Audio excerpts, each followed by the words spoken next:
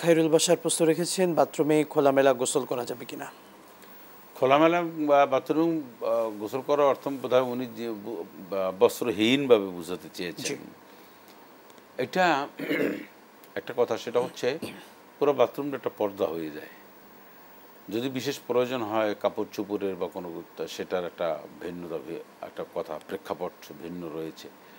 কিন্তু আসলে এটা একজন পরহেজগার তাকওয়াবান ব্যক্তির জন্য ঠিক না। কাঁধে ফেরেশতা থাকেন, তারপর একজন মোমেন, সে এই কাজটি তার জন্য মানানসই না। এবং বাথরুম জিনদের বসবাসের একটা আশ্রয়স্থল থাকে দুষ্ট জিনদের।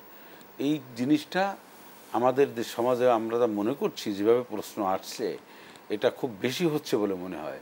তো যারা এই কাজটি করেন, আমরা বিনয়ের সাথে বলবো যে এটা সুন্নসম্মত না। তো সুন্নসম্মত না যেহেতু, এটা আমরা কাজটা উপেক্ষা করব। তবে এটাকে আমরা একদম 100% নিষেধ বলতে পারি না, যে জায়েজ নাই এরকম আমরা না বলে, এটা বললাম না।